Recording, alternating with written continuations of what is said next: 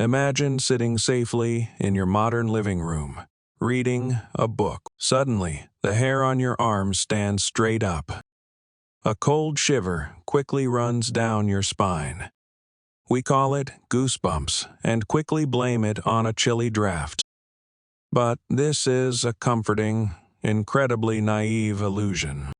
What you are actually experiencing is a primitive combat mechanism.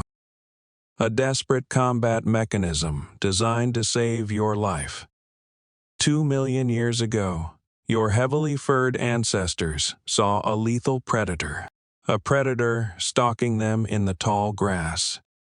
Their hair immediately stood on end to make them look twice as massive. To look twice as massive and terrifying to the predator. You no longer have enough body hair for it to work.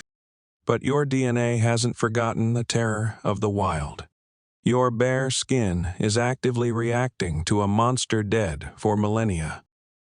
Today, we are opening the biological time capsule locked inside your body, exposing the deeply unsettling truth that you are not modern. You are not a modern, civilized human at all. You are a walking museum of prehistoric survival software, haunted by ancient evolutionary glitches that still secretly control your behavior. Entering level 1 of this biological haunted house, we must confront the absolute uselessness of that exact combat reflex. The actual medical term for goosebumps is piloerection. Whenever you experience sudden fear, or hear a chilling piece of music, or feel a drop in temperature, your adrenal glands flood your bloodstream. They flood it with a massive surge of adrenaline. This chemical alarm bell commands the tiny erector pili muscles under your skin, commanding them to contract, forcefully pulling your hair follicles upright. In the brutal, freezing nights of the last ice age, this trapped a layer of insulating air against a thick coat of fur, preventing our ancestors from freezing to death in their sleep. During an ambush, it made them look like a larger, more intimidating target. An intimidating target to a hungry saber-toothed cat. But today, because evolution stripped away our thick fur, the mechanism is entirely obsolete and useless. Your body is forcefully executing a survival code that no longer applies. It no longer applies to your current hardware. It is exactly like a modern, supersonic fighter jet, aggressively trying to deploy a heavy wooden shield in a dogfight. Your body is preparing for a prehistoric war using weapons you don't possess. Plunging into level 2, we move from a useless combat glitch to an aggressive, deeply uncomfortable visual pathogen detector.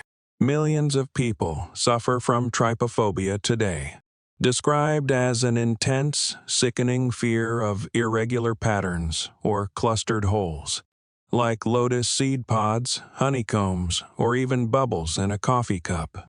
Sufferers report severe nausea and rapid heart palpitations, and an overwhelming sensation of their skin violently crawling.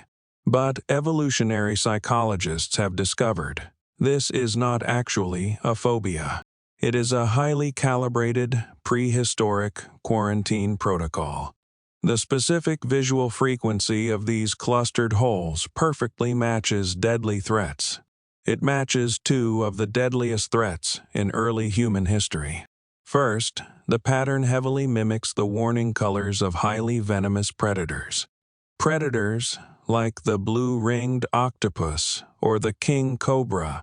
Second, and far more terrifyingly to our ancestors, clusters of irregular holes flawlessly mimic the appearance of severe necrotic diseases, flesh-eating diseases, smallpox outbreaks, and horrific botfly parasitic infestations. When you feel disgusted by a harmless lotus pod, it is just your biological antivirus software aggressively shutting down your system. because a harmless image vaguely resembles lethal malware. Your brain is violently commanding you to step away from a contagious plague. A deadly plague that isn't actually there. Descending to level 3, we confront an instinct deeply psychological. An instinct that dictates how we perceive human life itself. The uncanny valley. We are biologically wired to feel a profound, suffocating sense of revulsion when we look at something that appears almost human, but is slightly off. This is exactly why porcelain dolls, humanoid robots, mannequins, and clowns, they trigger a deep, primal unease inside of us. Why would evolution teach us to be terrified of a harmless plastic doll? Because, for hundreds of thousands of years, a face that looked human, but lacked micro-expressions, fluid movement, or normal skin coloring.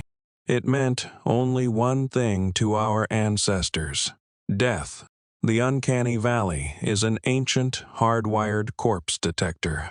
A biological alarm system designed to keep early humans away from dead bodies, or severe genetic anomalies, or tribe mates infected with a highly contagious virus.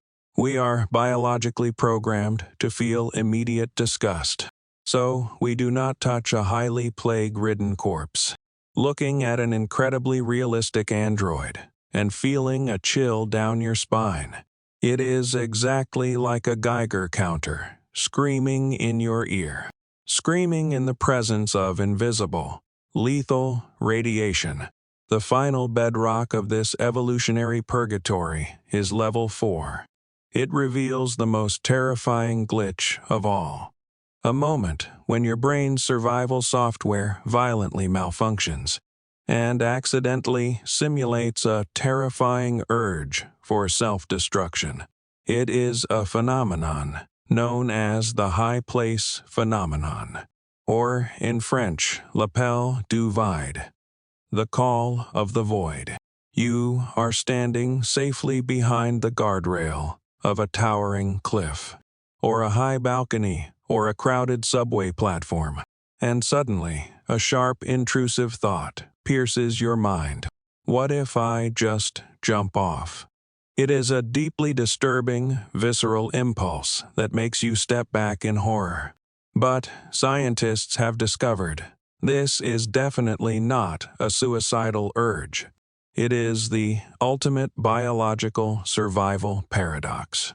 Your subconscious mind processes the deadly drop milliseconds before your conscious mind.